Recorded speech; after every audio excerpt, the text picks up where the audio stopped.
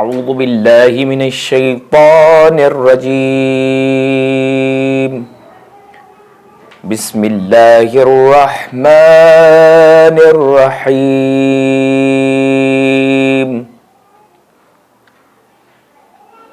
لا اقسم بهذا البلد وأنت حل بهذا البلد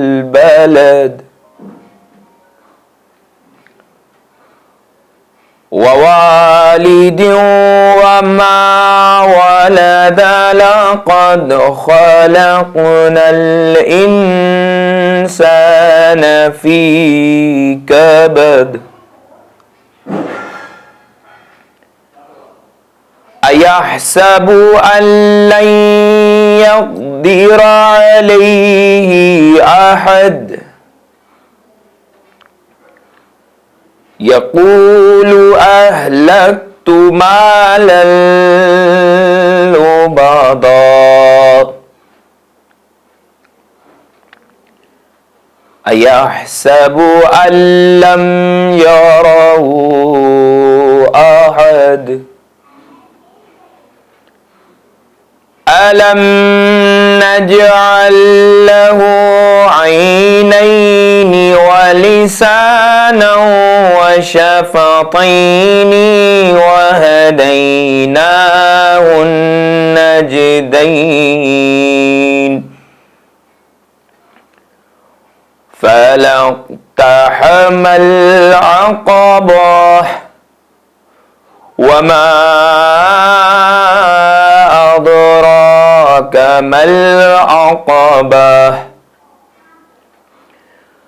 فك رقبة أو إطعام في يوم ذي مسغبة يتيما ذا مقربة أو مسكينا ذا متربة ثم كان من الذين آمنوا وتواصوا بالصبر وتواصوا بالمرحمة أولئك أصحاب الميمنة والذين كفروا بآياتنا هم أصحاب المشأمة عليهم نار مؤصدة صدق اللہ العلی العظیم اللہم صل علی محمد وآل محمد. رونے کی صدا آتی ہے کون سوتا ہے کنارے تیرے اے نہر فرات کون سوتا ہے کنارے تیرے اے نہر فرات تیری مٹی سے اب بھی بوئے وفا آتی ہے تیری مٹی سے اب بھی بوئے وفا آتی ہے ماں سمجھتی ہے دلہن لاؤں گی آیا ہے شباب ماں سمجھتی ہے دلہن لاؤں گی آیا ہے شباب، شے سمجھتے ہیں کہ اکبر کی قضا آتی ہے، شے سمجھتے ہیں کہ اکبر کی قضا آتی ہے۔ ہاں دھڑکتا نہ ہو مرکز میں کہیں قلب رباب، ہاں دھڑکتا نہ ہو مرکز میں کہیں قلب رباب، علی اصغر کی صدا آتی ہے، علی اصغر کی صدا آتی ہے، کربلا سے جو کبھی ہو کے ہوا آتی ہے، کسی معصوم ماں کے رونے کی صدا آتی ہے۔ اعوذ باللہ من الشیطان الرجیم، بسم اللہ الرحمن الرحیم۔ تمام تعریفیں اللہ تعالیٰ کی، درود و سلام محمد آل محمد پر۔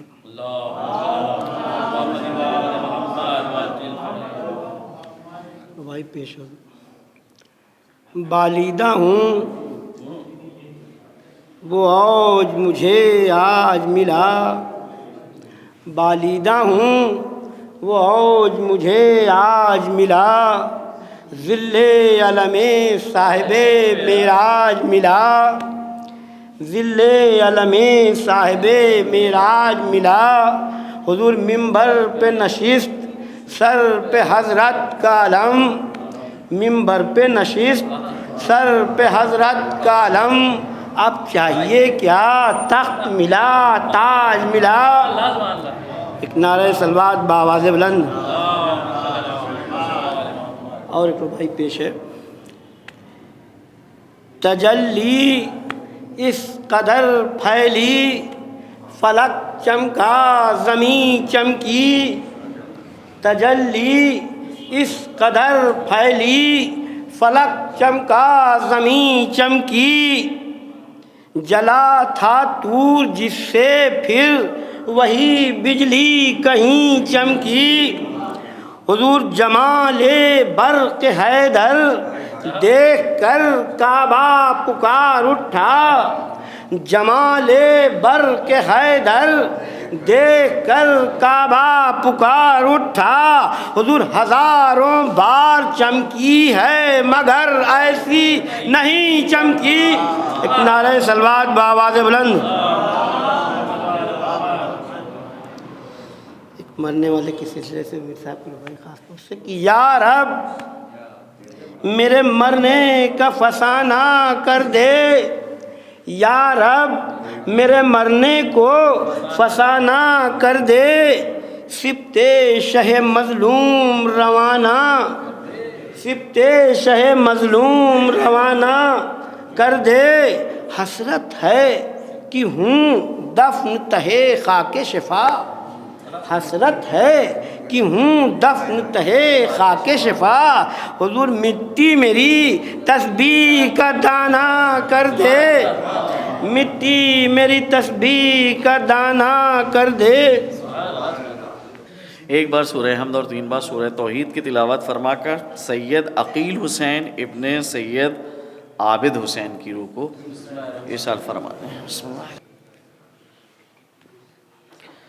اعوذ باللہ من الشیطان الرجیم، بسم اللہ الرحمن الرحیم، الحمدللہ رب العالمین، والصلاة والسلام علی اشرف الانبیاء والمرسلین، خاتم النبیین، شفیع ذنوبنا وطبیب نفوسنا، مولانا ابی القاسم محمد۔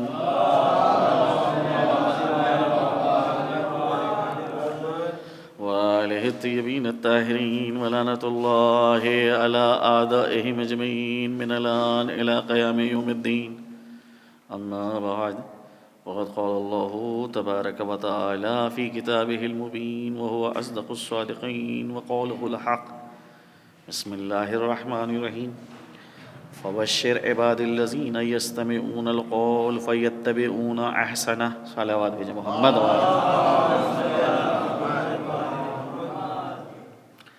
اللہ سبحانہ و تعالیٰ اپنے پیغمبر سے خطاب کر رہا ہے کہ اے پیغمبر بشارت دے دیجئے، خوشخبری دے دیجئے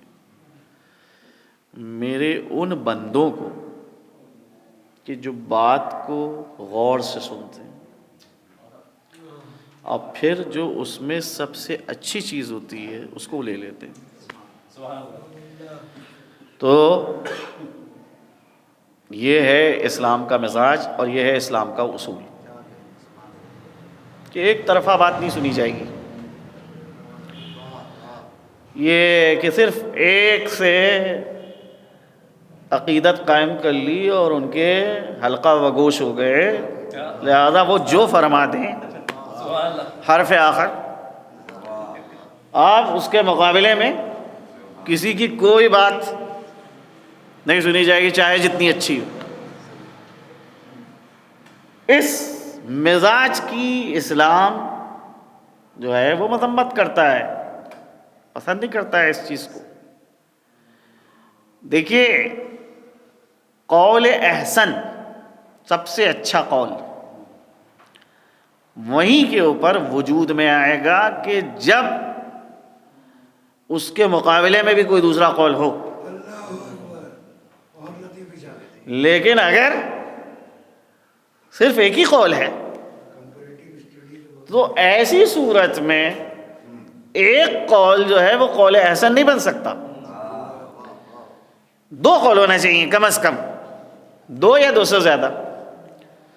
اب ان میں جو ہے آپ کو منتخب کرنا ہے، چوائس کرنا ہے کہ سب سے اچھا قول کون سا ہے. اچھا، جس وقت ہم اور آپ انتخاب کر رہے ہیں تو ان اسباب اور عوامل کے اوپر توجہ دینا ہے کہ جو اسباب اور عوامل فکر کو خراب کرتے ہیں ان سے بچنا ہے. مثال کے طور کے اوپر انسان جو ہے وہ ظن کی پیروی کرنے لگتا ہے، گمان کی پیروی کرنے لگتا ہے، اور قرآن نے گمان کی پیروی سے روکا ہے، ظن کی پیروی سے روکا ہے کہ اپنی فکر کو گمان کی پیروی اور ظن کی پیروی سے بچاؤ. ان الظن لا یغنی من الحق شیئا. ظن، گمان انسان کو حق سے بے نیاز نہیں کرتا. تو بہرحال یقین کو چھوڑ کر گمان کے پیچھے بھاگنا. اگر انسان یقین کو ترک کر رہا ہے اور گمان کے پیچھے بھاگ رہا ہے، یہ چیز انسان کی فکر کو متاثر کرتی ہے، فکر جو ہے آلودہ ہوتی ہے. ایک چیز. دوسری چیز کہ اگر فکر کو سالم رکھنا ہے اور صحیح فیصلہ کرنا ہے تو اس کے لیے لازم ہے کہ خواہشات نفسانی کی پیروی نہ کی جائے. پہلے سے اپنا جو ہے کوئی رجحان نہ قرار دے لیا جائے. ماشاء اللہ یہاں جناب قانون داں افراد بھی بیٹھے ہیں، قانون شناس بھی ہیں. اگر کوئی مقدمہ آتا ہے اور اس میں جو ہے وہ جناب کرسی قضاوت کے اوپر بیٹھا دیا جائے، اور تو قاضی کا کیا کام ہے کہ وہ دونوں فائلوں کو مطالعہ کرے بغیر اس کے کہ کسی ایک کی جانب رجحان رکھے. لیکن اگر کسی ایک کی جانب رجحان پیدا ہو گیا تو ایسی صورت میں پھر وہی دلیلیں مضبوط دکھیں گی اور دوسری دلیلیں خود بخود ہٹ جائیں گی. لہذا کیا کرنا ہے کہ جب مطالعہ کرنا ہے فائل کا تو اس وقت اس بات کی جانب غور کرنا ہے کہ مجھ کو کسی کی جانب رجحان نہیں پیدا کرنا ہے. فیصلہ دیتے وقت دونوں فائلوں کا ہم مطالعہ کریں گے. بھئی دو فریق ہوتے ہیں, ایک نے ایک کے اوپر مقدمہ کیا تو ایک جو ہے وہ مثال کے طور پہ مدعی ہے اور دوسرا جو ہے وہ منکر ہے. تو اب بہرحال جو ہے دونوں کی فائلوں کو پڑھا جائے گا اور اس کے بعد جو ہے حقیقت کا تعین کیا جائے گا. لیکن اگر رجحان کسی ایک کی جانب چلا گیا تو نتیجہ کیا ہوگا کہ فیصلہ کیا برحق ہوگا؟ کہا کہ نہیں, پھر فیصلہ برحق نہیں ہوگا. بالکل ویسے ہی مسئلہ ہے کہ جب حقیقت کی تلاش میں ایک انسان نکلا ہے تو وہاں کے اوپر اس کو اپنی ذات کو بے طرف رکھنا ہے. اور وہاں اگر پہلے ہی سے آئے عقیدت کا قلادہ جو ہے پہن لیں, پہلے ہی سے جو ہے اپنے ذوق کے مطابق جو ہے دلیلیں تلاش کرنے لگے. بہت اچھی بات کہی تھی بر صغیر کے ایک بزرگ عالم نے, اور علم قم میں وہ آئے. اب وہاں کے اوپر وہ تقریر کر رہے تھے تو طلبہ کو ایک نصیحت کے طور پر بات کہی انہوں نے کہ جب گھر سے آپ آتے ہیں تو جتنی چیزیں جو افکار عقائد گھر میں آپ کو ملے ہیں, مدرسے آتے وقت ان سب کو وہیں پھینک کے آیا کیجیے.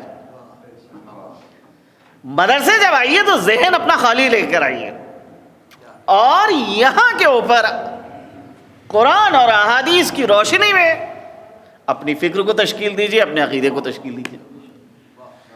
لیکن اگر آپ گھر سے لے کے آ رہے ہیں عقیدے تو نتیجہ کیا ہوتا ہے کہ وہ جو گھر سے عقیدے لے کے آئے ہیں انہی کو مضبوط کرنے کی مدرسے میں کوشش کرتے ہیں اور اس کو جو ہے دلیلوں کے ذریعے سے ثابت کرنے کی کوشش کرتے ہیں. تو یہ حقیقت کو اس طرح سے نہیں تلاشا جاتا ہے. قول احسن اسی وقت انسان کو حاصل ہو سکتا ہے کہ جب ایک انسان بے طرف ہو کر دو قولوں کے درمیان تقابل کرے, کمپیئر کرے, تب اس کو قول احسن ملے گا. فبشر عباد الذین یستمعون القول فیتبعون احسنا. بشارت دے دیجئے میرے ان بندوں کو کہ جو بات کو توجہ کے ساتھ سنتے ہیں اور اس میں جو سب سے بہتر بات ہے اس کو منتخب کر لیتے ہیں.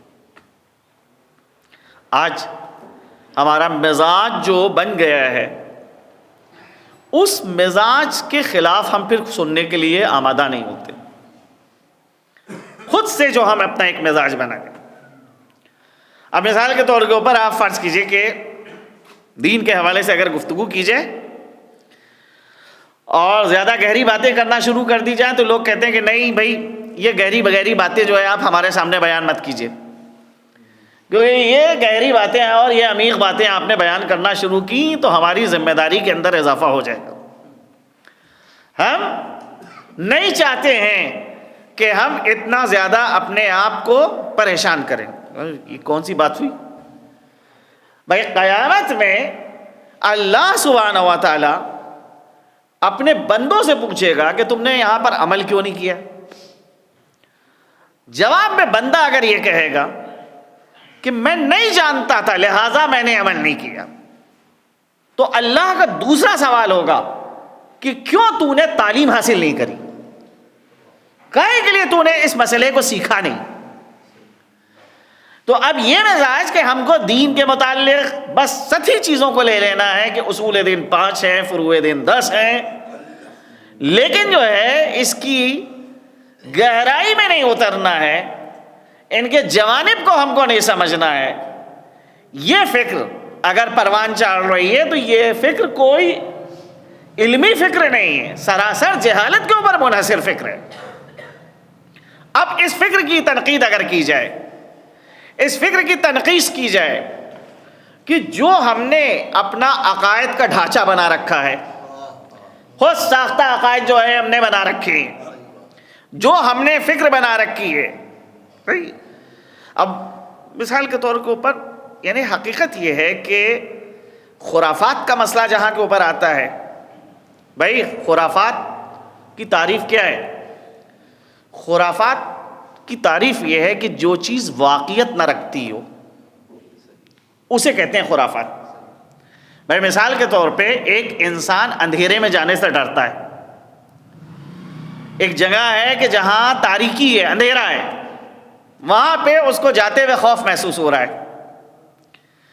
تو یہ خوف جو ہو رہا ہے، کیا اندھیرا کسی جگہ کے اندر کوئی چیز ایجاد کر دے گا؟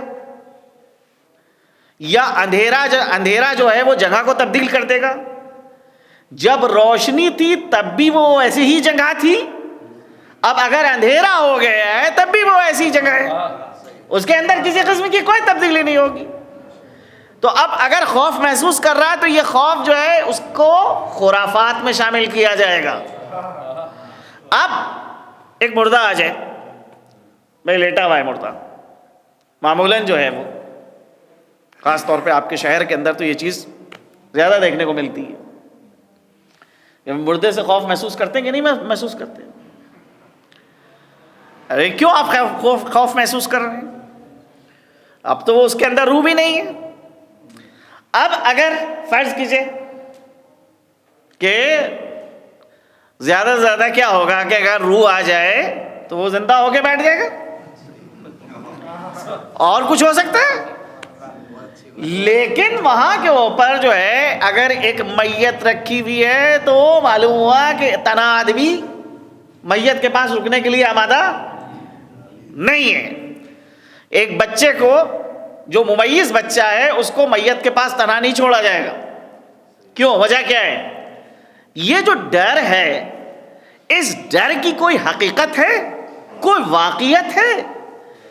کہا نہیں، کوئی حقیقت نہیں ہے، کوئی واقعیت نہیں ہے. لیکن معاشرہ اس ڈر کو اپنے گلے سے لگائے ہوئے ہے، اس کو چھوڑنے کے لیے آمادہ نہیں ہے.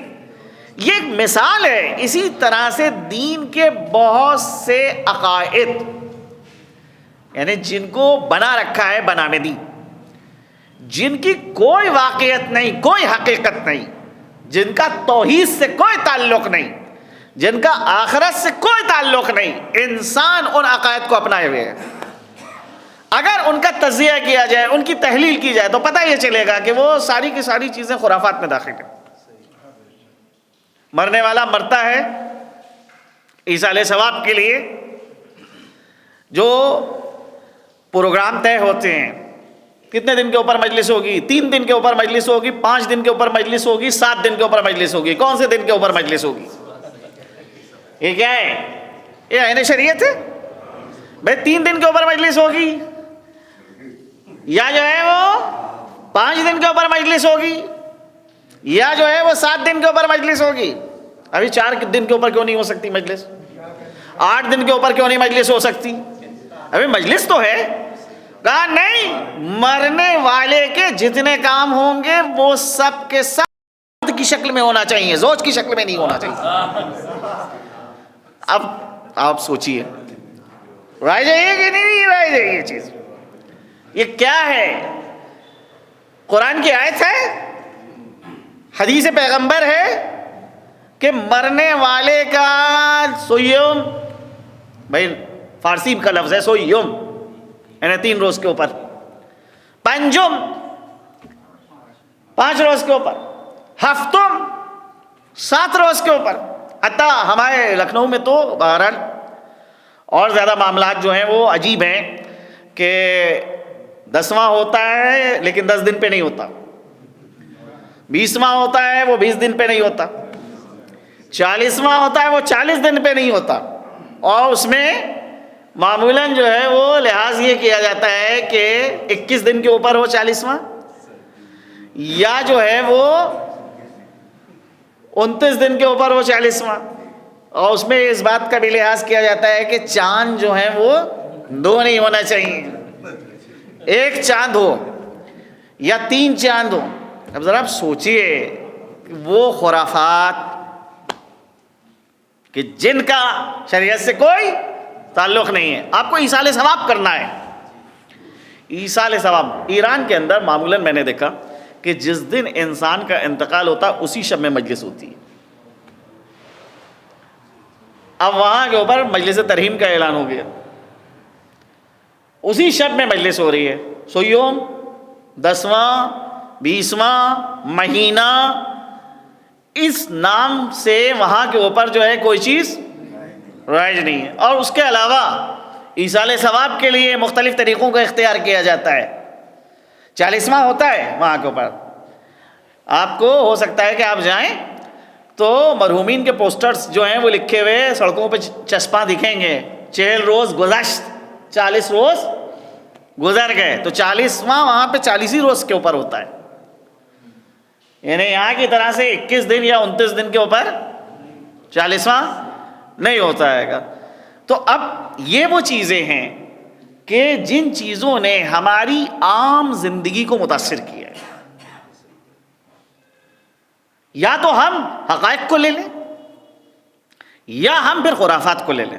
بھائی دو چیزیں ہیں, ایک طرف خرافات کا ڈھیر لگا ہوا ہے اور ایک طرف حقائق کا ڈھیر لگا ہوا ہے.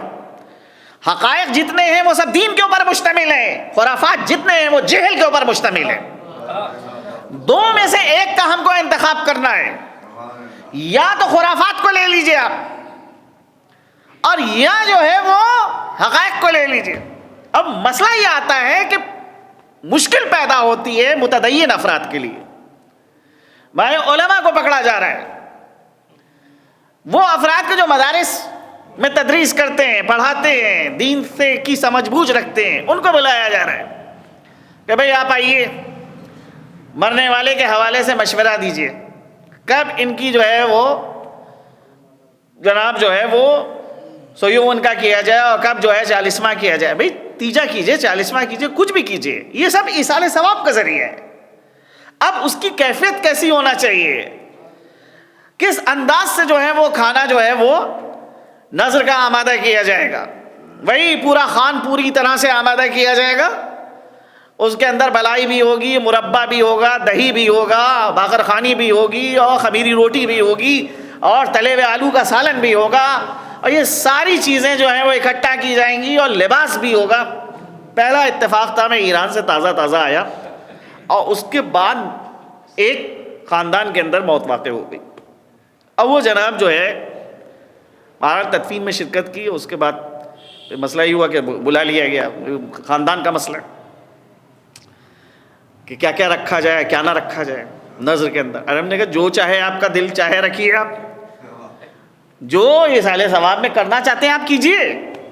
ارے نہیں, شریعت کے اعتبار سے, بھائی شریعت کے اعتبار سے آپ کو مکمل آزادی دی گئی ہے, جو چاہے رکھیے آپ, محسوس نہ کیجئے آپ.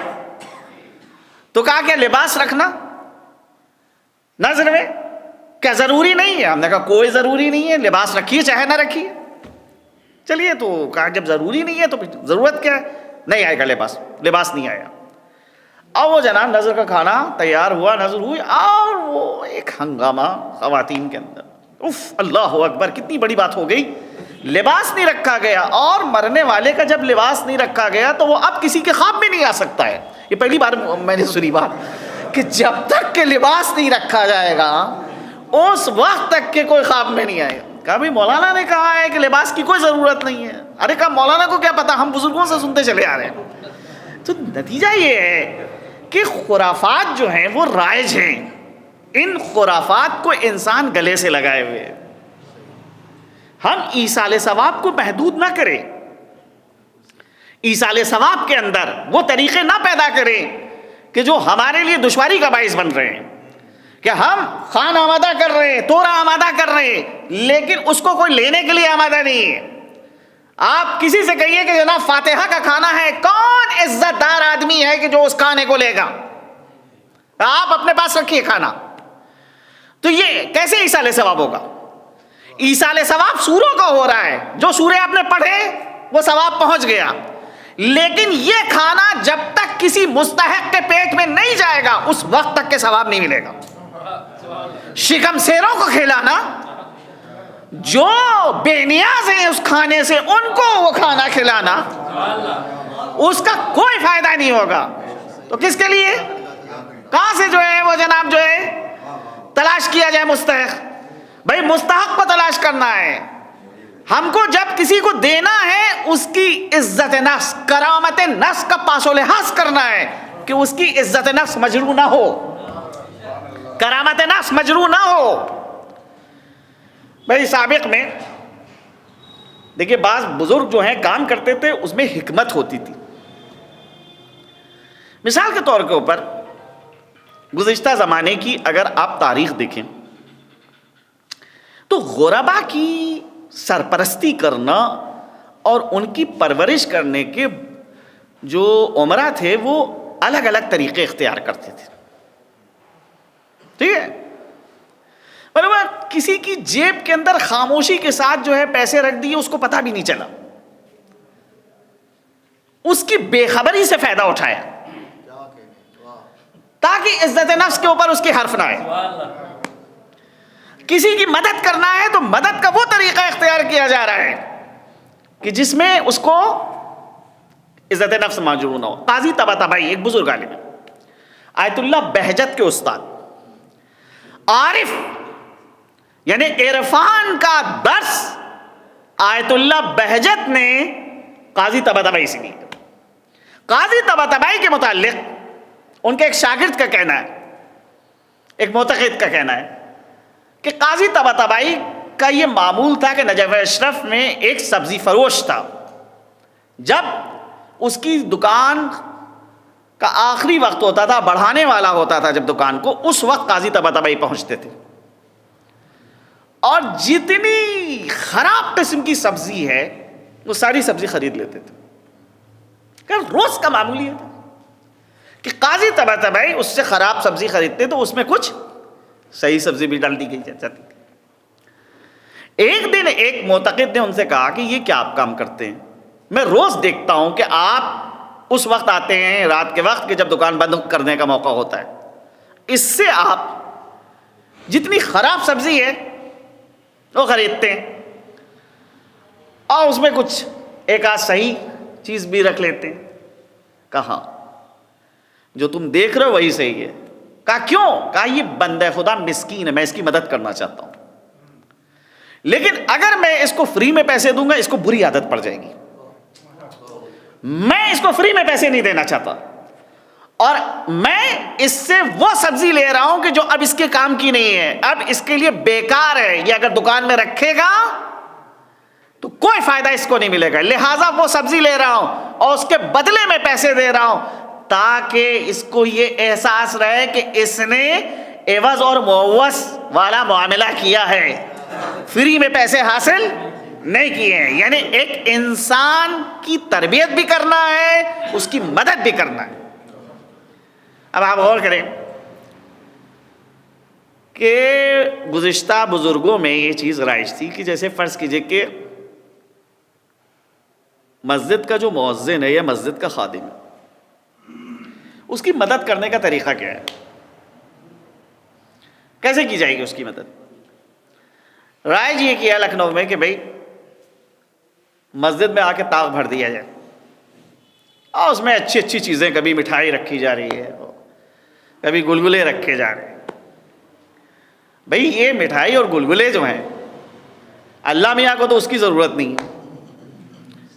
اللہ کیا کھاتا ہے؟ نہیں کھاتا. وہ جو ہے اس کو اس کی ضرورت نہیں، شریعت کے اندر اس کی کوئی تائید نہیں.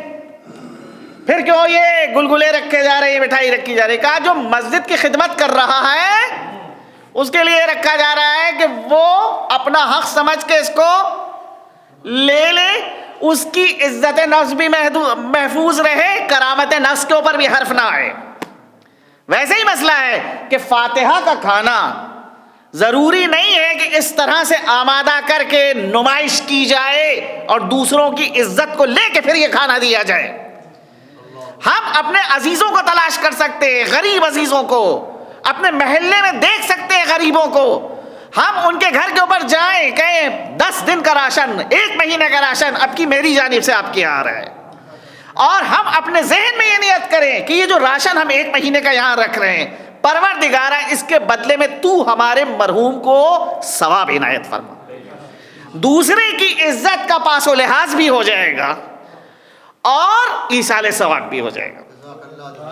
ایصال ثواب میں ان چیزوں کو ہم کو مد نظر رکھنا ہے کہ کرامت نفس محفوظ رہے، کرامت نفس عزت نفس کے اوپر حرف نہ آئے۔ کربلا کا واقعہ ایسا ہے کہ جس میں کرامت نفس کی حفاظت کی گئی ہے، عزت نفس کی حفاظت کی گئی ہے۔ اس چیز کو پسند نہیں کیا گیا ہے کہ عزت نفس کے اوپر حرف آئے۔ ائمہ طاہرین کی زندگی کو اگر اٹھا کے دیکھ لیا جائے تو ائمہ طاہرین کی زندگی کے اندر ایسے واقعات بھرے پڑے ہوئے ہیں کہ جہاں ائمہ نے عزت نفس اور کرامت نفس کا درس دیا ہے۔ جو شخص خود اپنی عزت نہیں کرتا، معاشرہ بھی پھر اس کی عزت نہیں کرتا۔ ہم کو اگر یہ خواہش ہے کہ لوگ میری عزت کریں تو اس کے لیے ضروری ہے کہ خود میں اپنی ذات کی عزت کروں۔ اور اپنی عزت کے معنی کیا ہے؟ کہ ایسا کوئی کام نہ ہو سرزد کہ جو عزت کو مجروح کر رہا ہے۔ دوسروں کے سامنے دست سوال کو دراز کرنا، مانگنا، عزت نفس کے اوپر حرف آ رہا ہے۔ دوسروں سے اپنی ضرورتوں کو بیان کرنا، عزت نفس کا کے اوپر حرف آ رہا ہے۔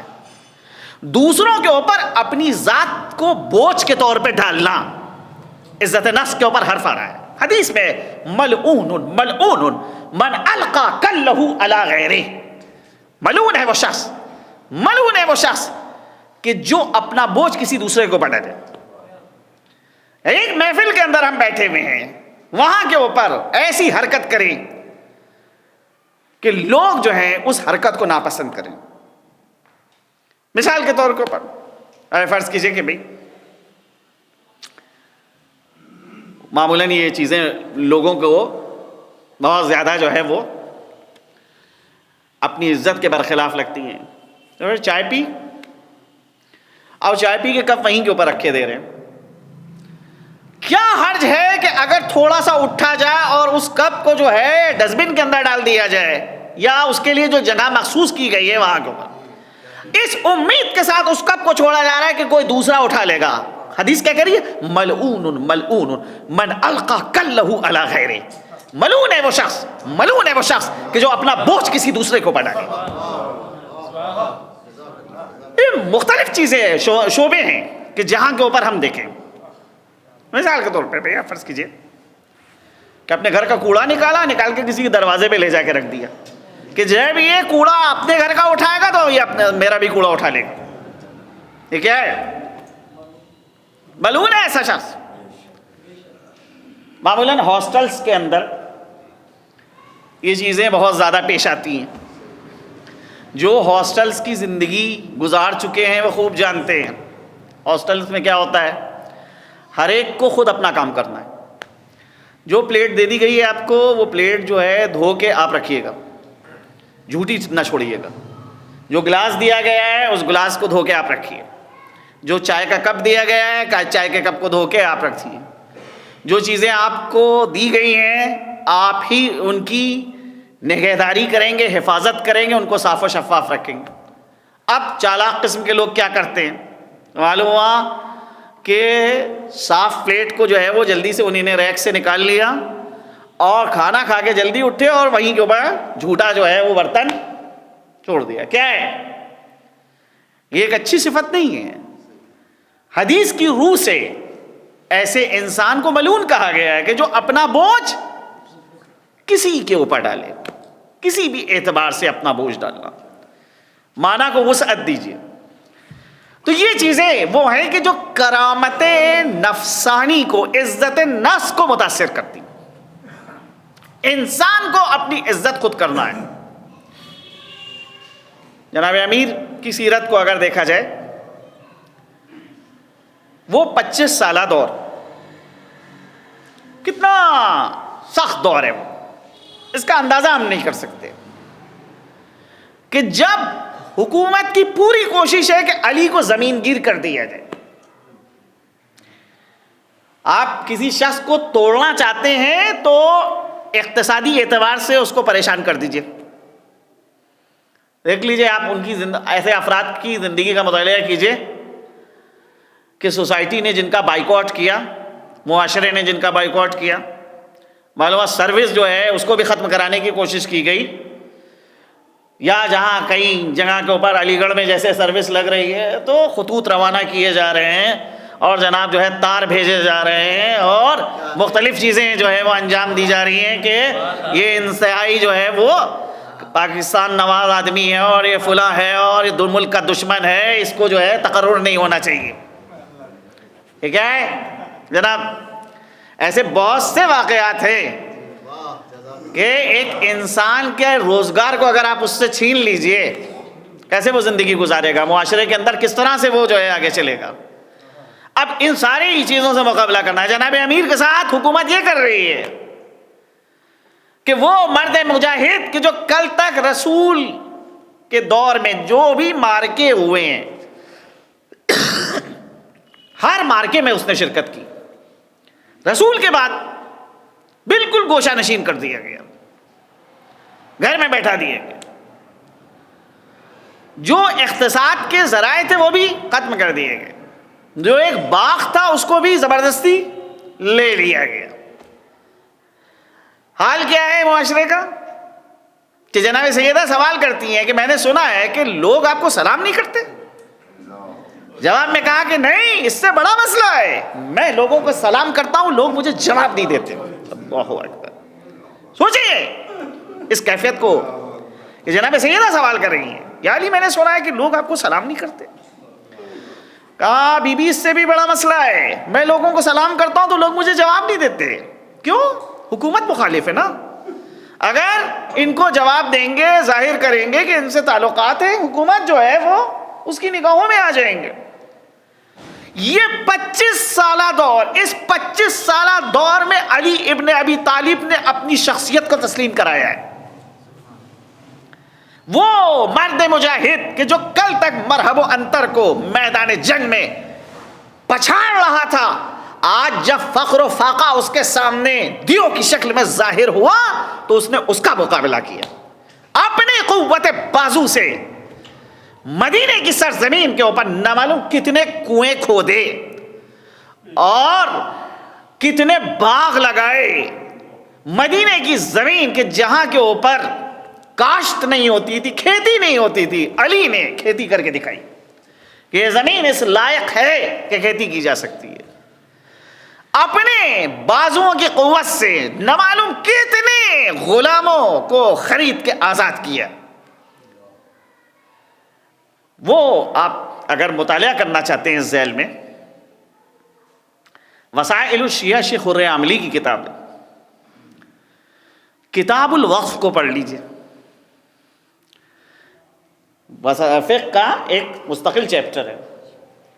کتاب الوقف کے اندر جناب امیر کے اوقافات ذکر ہیں، موقوفات ذکر ہیں کہ جو جناب امیر نے وقف کیے تھے مومنین کے لیے، عام لوگوں کے لیے، اور کہا تھا کہ بھئی اس میں اس کے متولی کون رہیں گے؟ امام حسن رہیں گے ان کے بعد، اور بعد میں انہی کی اولاد جو ہے وہ رہے گی. تو اس میں موقوفات جو ذکر ہوئے ہیں کہ کتنے چشمے جو ہیں وہ حضرت نے جو ہیں کھودے ہیں، کتنی جو ہیں جگہوں کے اوپر باغ لگائے ہیں. یہ کیا ہے؟ یہ آمدنی جو حضرت کے پاس فراہم ہو رہی ہے، اور اس کے ذریعے سے، اس آمدنی کے ذریعے سے غلاموں کو خرید کے آزاد کیا جا رہا ہے. جو غلامی کی زنجیروں میں پھنسے ہوئے ہیں، نہیں آزاد ہو سکتے، ان کو خریدا جا رہا ہے اور خرید کے راہ خدا میں آزاد کیا جا رہا ہے. کتنے باغات لگائے جا رہے ہیں. ایک سیرت کا یہ پہلو ہے، اس سیرت کے پہلو کی جانب ہم توجہ نہیں دے رہے کہ علی ابن ابی طالب نے، ایسا نہیں ہے کہ جب گوشہ نشین کر دیا گیا ہے تو گوشہ نشین ہونے کے بعد اگر علمی مشکلات پیش آئی ہیں لوگوں کو تو ان مشکلات کو حل نہ کیا ہو. نہیں، حل کیا، اور اتنی بار حل کیا ہے کہ ہر بار ان کے مخالفین یہ کہتے ہیں خدا وہ دن نہ دکھائے کہ جس دن علی ابن ابی طالب موجود نہ ہو اور میرے لیے کوئی مشکل پیش آئی. یہ کمال کا اعتراف ہے. ایسے سخت دور میں علی نے کیسے زندگی گزاری ہے؟ اپنی کرامت نفسانی کا لحاظ کیا, عزت نفس کا لحاظ کیا کہ عزت نفس کے اوپر حرف نہیں آنا چاہیے. ہاں عزیزوں, کربلا میں کرامت نفسانی, عزت نفسانی کے اوپر جتنا اچھا ثبوت پیش کیا گیا ہے ایسا آپ کو کہیں کے اوپر نہیں ملے. چنانچہ غور کیجیے کہ کربلا والے 3 دن کے بھوکے بھی تھے اور 3 دن کے پیاسے تھے. مگر تاریخ کربلا میں اگر آپ دیکھیں تو مطالبہ آپ ہے, مختلف افراد نے جو ہے وہ تشنگی کا اظہار کیا ہے.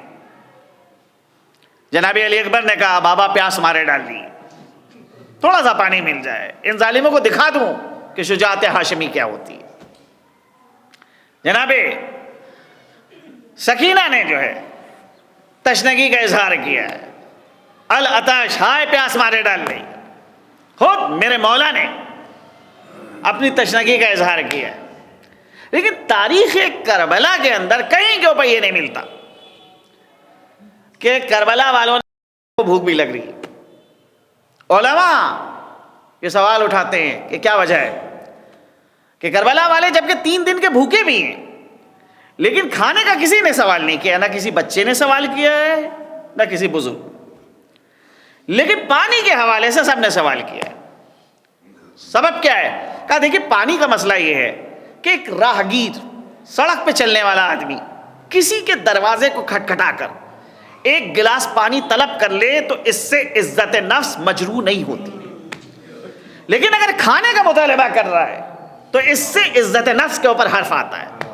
کربلا اپنے قربانیوں میں اس چیز کو نمایاں کر رہی ہے کہ عزت نفس کی حفاظت کرنا ہے.